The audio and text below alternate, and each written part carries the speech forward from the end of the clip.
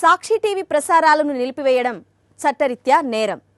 సాక్షి TV ప్రసారాల కోసం మీ స్థానిక cable ఆపరేటర్ని వెంటనే సంప్రదించండి. డిటిహెచ్లో, ఇంటర్నెట్లో కూడా సాక్షి టీవీ ప్రసారాలను వీక్షించవచ్చు.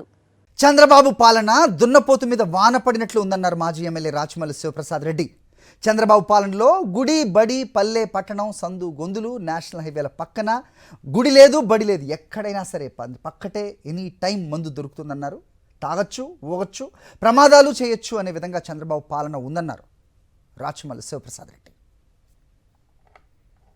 మందు గురించి ఒక్క మాటలో చెప్పాలంటే, ఏటీఎం ఎనీ టైం మనీ కోసం ఏటీఎం పెట్టినారు. ఇది కాదు ఇప్పుడు దానికి. ఏటీఎం అంటే ఎనీ టైం మందు. ఆంధ్రప్రదేశ్ రాష్ట్రంలో ఎనీ టైం మందు 24 గంటలు, వారానికి 7 రోజులు, సంవత్సరానికి 365 రోజులు. ఎక్కడైనా ఎప్పుడైనా దొరుకుతుంది. బడి పక్కనైనా దొరుకుతుంది, గుడి పక్కనైనా దొరుకుతుంది, సందులోనే దొరుకుతుంది, పట్టణంలో దొరుకుతుంది, పల్లెలో దొరుకుతుంది, జాతీయ రహదారుల్లో దొరుకుతుంది, గ్రామీణ రోడ్లలో దొరుకుతుంది. తాగొచ్చు, ఊగొచ్చు, ప్రమాదాలు చేయొచ్చు, మనుషులు చంపచ్చు.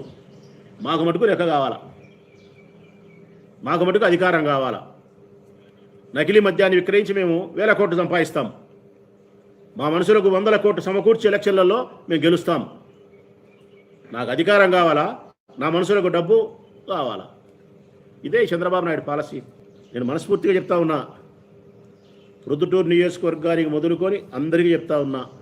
ముఖ్యంగా ప్రొద్దుటూరు నియోజకవర్గంలో ఉండే రవాణా శాఖ అధికారులు చెప్తా ఉన్నా.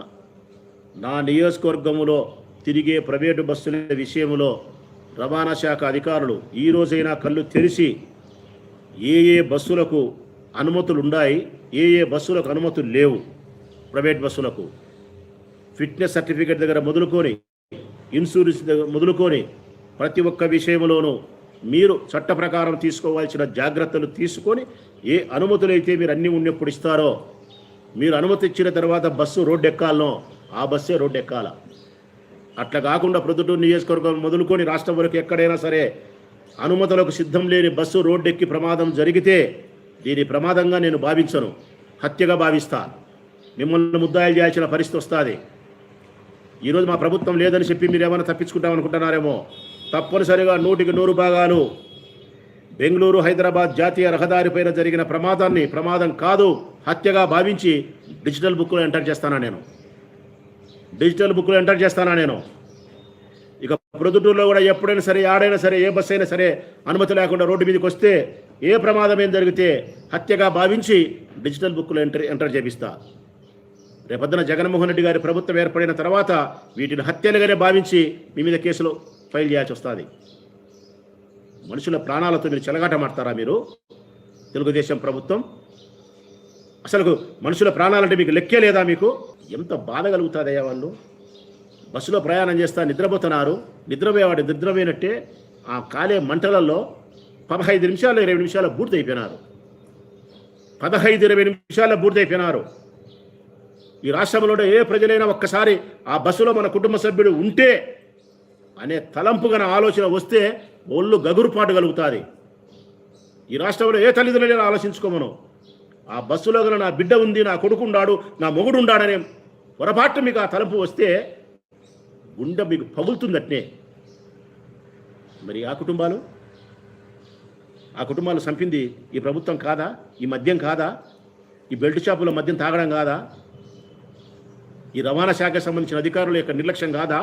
వీటన్నిటికీ చంద్రబాబు నాయుడు సమాధానం చెప్పడా? మీ భార్యలు బాగుండాలా, మీ కొడుకులు బాగుండాలా, మీ కోడళ్ళు బాగుండాలా, మీకు స్పెషల్ ఫ్లైట్లు ఉండాలా, స్పెషల్ హెలికాప్టర్లు ఉండాలా, మీరు ఎక్కేదానికి 36 మంది వచ్చి దానికి చెక్ చేయాలా, మీరు దిగేదానికి 136 మంది అక్కడ సెక్యూరిటీ ఉండాలా. సేఫ్గా వచ్చి సేఫ్గా మీరు ఇళ్ళకు పోవాలా. మంత్రులు, ముఖ్యమంత్రులు, డిప్యూటీ సీఎంలు. ప్రజలు మాత్రం కాలి బూడిద కావాలా బస్సులలో. లేదంటే తాగి లివర్ పాడైపోయి దవాఖానలో సావాల వాడు. అది లేదంటే శ్రమ చేసిన డబ్బును మీ ముండ మోపించి అప్పులు చేసుకొని అప్పులతో అల్లాడిపోవాల వాడు. కనికరం లేని దుర్మార్గమైన ప్రభుత్వం ఈ ప్రభుత్వం. దున్నపోత మీద వాన కురిసినట్టుంది. మేము ఎన్నిసార్లు చెప్పినా వినడంలే. మద్యం పాలసీ సక్రమంగా లేదు ఈ రాష్ట్రంలో. విపరీతమైన బెల్ట్ షాపుల వల్ల, నకిలీ మద్యం వలన, ఎక్కడ పడితే అక్కడ బ్రాందీ షాపులలో, రోడ్లలో తాగడం వలన మనుషుల ప్రాణాలు పోతున్నాయి. మనుషుల ప్రాణాలకు విలువయండి, అన్నిటికంటే విలువైంది మనిషి ప్రాణం అని చెప్పి మేము మొత్తుకొని చెప్తే కూడా దున్నపోతు విధానం అన్నట్టుంటే ప్రభుత్వానికి డిజిటల్ బుక్లో ఎంటర్ చేస్తా. ఈరోజు బెంగళూరు హైదరాబాద్ జాతీయ రహదారి పైన జరిగినటువంటి ఇది ప్రమాదం కాదు. ఈ 20 మందిని ఈ రాష్ట్ర ప్రభుత్వమే పొట్టన పెట్టుకుంది. బెల్ట్ షాపుల నిర్వాహకం వలన, మద్యం యొక్క నిర్వాహకం వలన ఈ హత్యలు జరగడానికి కారణం. దీనికి ప్రధానమైనటువంటి బాధ్యత ఈ రాష్ట్ర ప్రభుత్వం.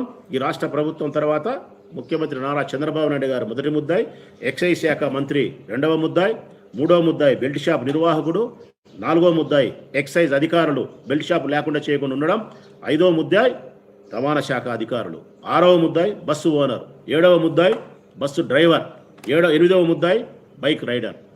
వీళ్ళందరూ కలిసి ఈ 20 మందిని పొట్టన పెట్టుకున్నారు. ఈ పాపం, ఈ ఉసురు మీకు తగలకుండా పోదు. ఒకవేళ ఈ పాపం, ఈ ఉసురు మీకు తగులుతుందో తగలదో నాకు తెలియదు, కానీ డిజిటల్ బుక్లో ఎంటర్ చేసి పెడతా. తప్పనిసరిగా రేపు ప్రభుత్వం వచ్చిన తర్వాత ఇక్కడ మాత్రం భూమి మీద మటుకు మీకు ఆ ఉసురు తగిలేటట్టు ఏర్పాటు చేస్తారు వైఎస్ఆర్ కాంగ్రెస్ పార్టీ నాయకత్వంలో జగన్మోహన్ రెడ్డి గారు. సాక్షి టీవీ ప్రసారాలను నిలిపివేయటం చట్టరీత్యా నేరం. సాక్షి టీవీ ప్రసారాల కోసం మీ స్థానిక కేబుల్ ఆపరేటర్ను వెంటనే సంప్రదించండి. DTHలో, ఇంటర్నెట్లో కూడా సాక్షి టీవీ ప్రసారాలను వీక్షించవచ్చు.